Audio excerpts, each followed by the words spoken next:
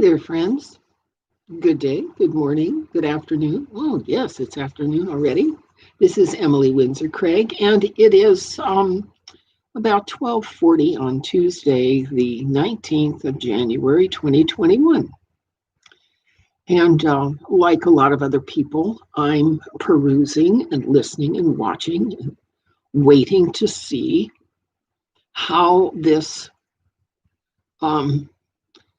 inauguration is going to work out. And in the process, I noticed some things. One of the things has to do with a little bit of an argument I'm having with Facebook, that they require me to follow their community service rules, but they do not follow the description, the text that they set down according to what they will do. In other words, terms of service only applies to us, the people. It doesn't apply to the corporations. And I see this problem as arising in the press description of what is going on in Washington, D.C. Washington, D.C. has like 26,000 troops from all over the country, National Guard troops whose loyalty and fidelity is legally whatever their terms of service are, which we're not told about. Okay, all right. And instead of having living people at the inauguration, the mall in Washington, D.C. has been flowered with several tens of thousands American flags instead of people. This is suspicious, you know. This is not good. Now, what we've heard about the conduct, of this last, what do we call? I'm not going to say the word. No. Okay. Referendum. This recent referendum. I don't want to get caught by the algorithm. Okay. What we've heard is largely rumors. Now, all I can do is tell you what we've heard, that servers were captured in Germany, but that the whole thing was conducted by the Vatican in Italy, and we have confessions to that effect, and that the servers involved, which were in Spain, Italy, Germany, China, and I believe it was Serbia, are all connected to the ancient fascist German rat line, but they've been shut down. Okay. And so it's clear to me that the desire to overturn the Trump administration is not merely domestic, it's international. The nations that are involved in affecting the referendum, if you want to call it that, are all nations that in the past have been part of the fascist movements. They're they were dictatorships in the past, and a lot of the nations in Europe right now are teetering over the same kind of issues that America is teetering over, namely globalism and the movement by the elite rich Illuminati to level the playing field by destroying the middle class and rendering all workers on a level playing field of a more or less identical living wage. And so only the rich billionaires have any control over anything. And it doesn't really matter whether the rich billionaires are ethical, moral, principled people or not. They have power because they know how to sequester and hoard money. Money. Okay. And so there's the movement from overseas to topple conservatism per se.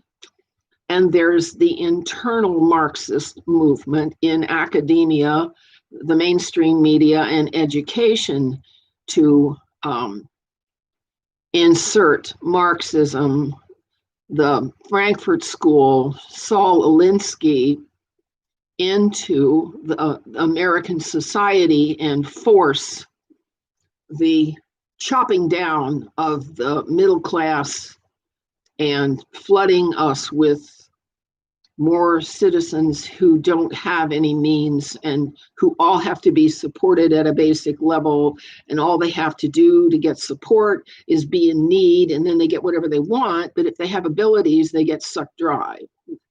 To each according to their needs, and from each according to their abilities. That's what socialism does. Well, for those of us who have lived and worked our whole lives, I worked 45 years and contributed to Social Security, and I've had a couple of businesses, and I've published a couple of books and done a couple of videos and have a little experience.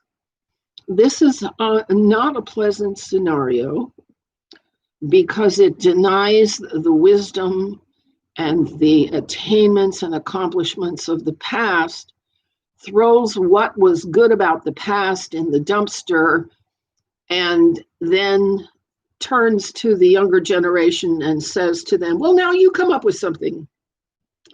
Well, that's not how civil society gets put together. No. The terms of service of a civil society are contained in the corporation, or in the Constitution, or in the Republic, or in the monarchy. There's a set of guidelines by which the political body is agreed to follow in both directions. There's transparency, and there's reciprocity, and there's truth going in both directions. And if you're sitting here listening to me, you know that for the past 50 years, Marxism and leftism and progressivism, with its Frankfurt School and Saul Alinsky and Marxism, has undercut and essentially destroyed the civil agencies of the United States government. The bureaucracies are full of leftist trained seditionists who operate by a set of rules that's not in the Constitution, and their set of rules rationalizes treachery, that's saying one thing and doing something else when you're in office, okay? That's robbing Peter to pay Paul, or protection rackets, taking money from one person who works for it and give it to somebody else who doesn't, who is not productive or industrious. And the third is divide and conquer, which is to tell two different truths to two different factions of people in order to get them fighting at each other.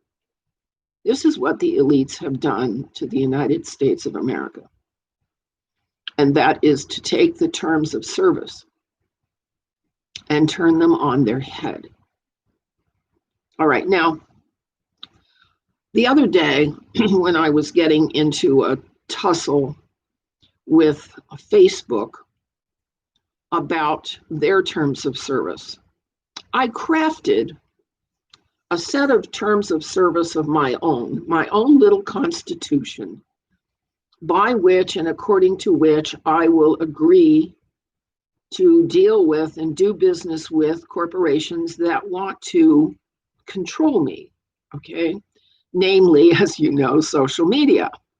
And so here are the 5 principles that I set out now that operating norms are a topic that we can confront and talk about. Here are the rules that I intend to require business contacts to follow if they want my business. Number 1, this company will not plumb my personal data. My data is part of me, myself, and it's to be respected and left intact. Okay? My data is part of me. Hands off. 2, This company will not propagate my information without my explicit consent and for a specific purpose. Number 3, this company will provide services for its fees and reasons for its actions. When I question, I expect a personal reply by post office mail, email, message, or phone call. Auto responses do not count. They are not replies.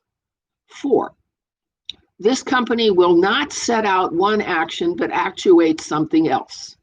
Express one objective but actuate a subversive agenda that creates a different outcome from the stated and expected result.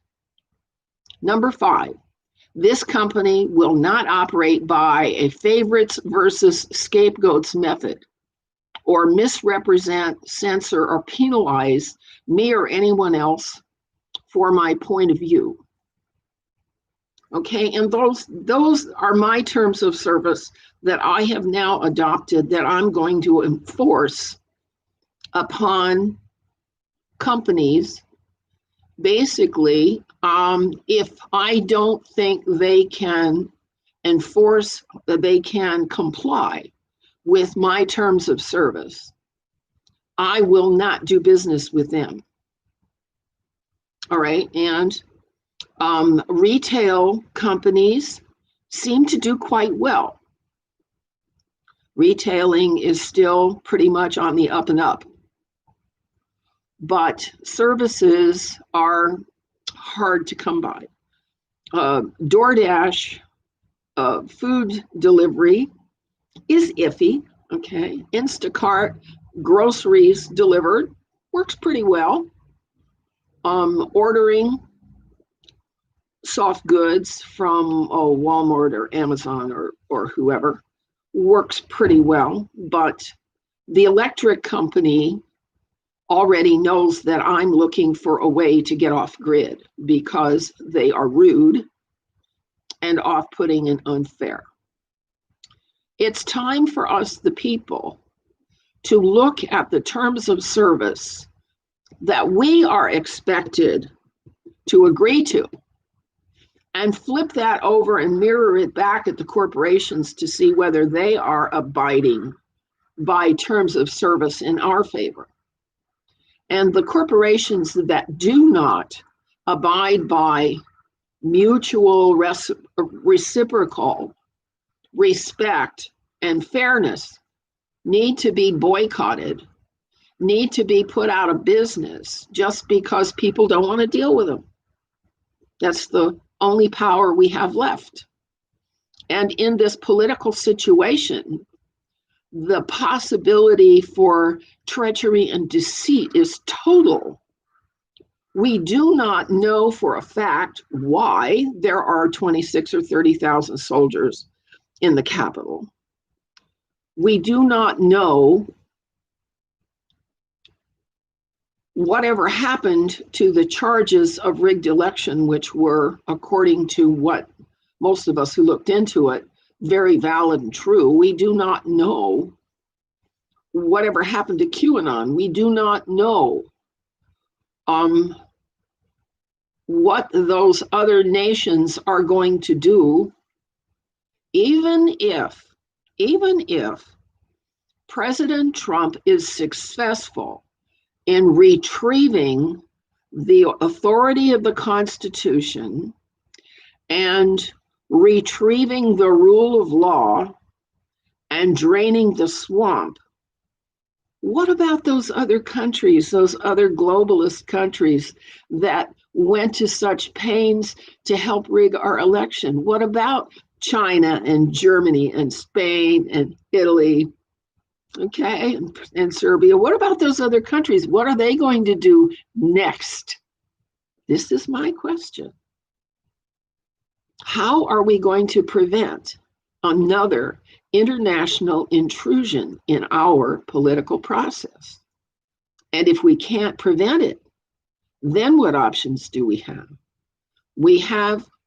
I have an article that I'm putting down below of a Chinese missile that ended up in the Atlantic. Oh, cheers. that's really that's really not nice. And I put up a link to an article yesterday about Chinese troops in Canada and Mexico. China is really interested in controlling and taking over this country. And Mr. Biden has accepted huge bribes from China. What is he going to do? Just hand it to them, hand our country to China and say, here, do whatever you want. Make yourself wealthy. Is that what's going to happen? Well, if we don't want that to happen, we've got to at least pay attention. Would you agree? And we also have to think in terms of service. Are the corporation meeting our terms of service?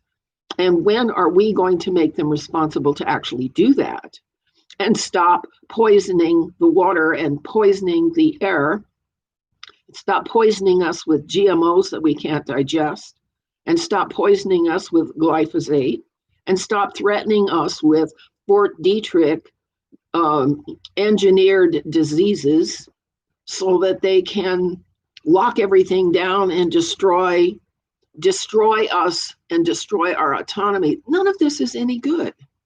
We have to say no. Come on, kids, wake up, say no. You cannot let the corporations and the oligarchy destroy our human terms of service.